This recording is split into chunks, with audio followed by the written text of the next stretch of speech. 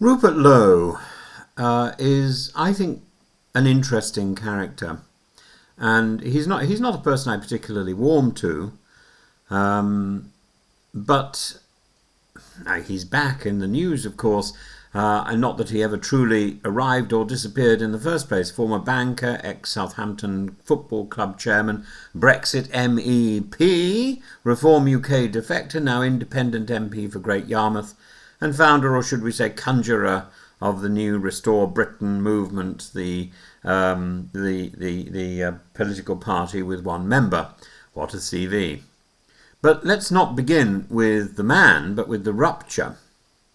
In July 2025, Lowe was formally expelled from Reform UK, the official reason threats, the unofficial reason he dared to call Nigel Farage's leadership messianic, and in Farage's kingdom, heresy is not forgiven. I would have thought calling somebody a messiah was a positive, but the police dropped their investigation. Parliament's Standards Commissioner cleared him of wrongdoing. However, the message from Reform was clear: Rupert Lowe was no longer welcome. Not just politically inconvenient, ideologically radioactive. So what did he do? Did he retire in disgrace?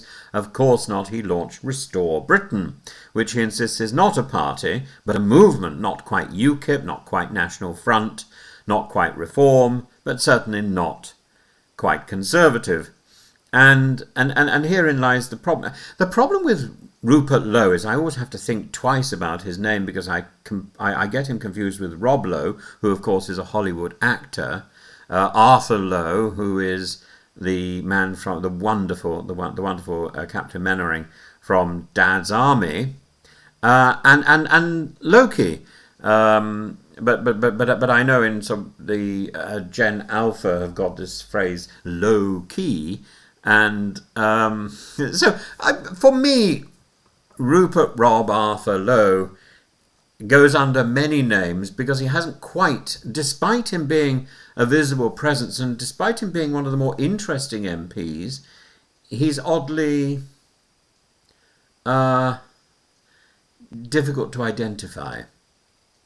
And what does it's worth asking what Restore Britain would mean and what it wants. It promises a net negative migration rate. It supports mass deportation. Well, of course, I'm not for that. I think we should have mass migration, not open borders. Somebody accused him of promoting open borders. I don't believe in open borders at all. But I do believe in mass immigration, simply to make sure that we have people, that we have the funds, the taxes to over the next 15, 30 years to pay for the welfare system that we've got at the moment. We either destroy that welfare system, or we have migration in a managed and significant way to ensure their people to pay the taxes. So it doesn't mean this isn't about having the best people to do the best jobs. Though that would be great. Of course, that would then mean that native Brits who are here are not going to be able to do those jobs, because those would be taken by the best people. That's what competition is all about. But we actually need ordinary people simply to do the jobs that we aren't doing, number one, but most importantly, to pay their taxes, to have families, even better if they bring families here who are already semi-grown, because then we don't have to educate people. You know, the idea of people coming here when they are students is great, and I don't think we fully understood the potential of this, because so much of our welfare state is consumed in education and looking after childhood. We could bring students in here who have already gone through that process and who may well go back to their own countries after establishing a career in Britain, and take with them the traditions and the positives that we have taught. So, Rupert Arthur Rob Lowe wants a net negative migration rate. He wants private prosecutions to be expanded. He flirts with the return of the death penalty. It rages Restore Britain rages against woke quangos, GDPR and public sector equality monitoring. It blames the blob, the deep state, the lawyers, the fixers, the left-wing establishment, and sometimes, quite awkwardly, the Jews. All of that, that sort of conspiracy theory stuff. I remember doing a program for Turkish television and just thinking, this is where we're going. This is the direction we're going. And I'm not going there. I'm not going there. And they wanted me to talk about deep state, and they wanted me to talk about the Masons and the Knights Templar. And I thought, no, I'll talk about all these things. They're very interesting. But we'll look at the origins. And deep state is very much a Turkish phenomenon. And yes, that allegation has reared its head again this summer when Lowe, in a podcast, spoke of a Jewish camera crew filming him outside Parliament. The dog whistle was noted. It didn't go unnoticed. And here's somebody who admires Tommy Robinson. He's promoted Britain First material. He refers to asylum seekers as invaders and described their transfer to Scotland as let the midges do their work. This is the language of cruelty disguised as common sense. It's the tone of talk radio rage amplified by telegram, and it's gaining ground. And he claims over 100,000 supporters, all online of course, and says Restore Britain is preparing for candidate endorsements in 2029. He won't run it as a party unless he's forced to. Well, convenient that. He's always got a sort of escape route. Oh, I didn't intend it to be a party. I didn't intend it to be a successful party. Well, it's not, Rupert, Rob, Arthur. So what is Rupert Lowe really doing? He's playing the long game of every populist before him, not building coalitions but burning bridges, not passing laws but pointing fingers, not policy but performance, not parliament but platforms. The problem is he's not memorable. The problem is he looks like the local grocer, or what the local grocer in the 1950s would have looked like.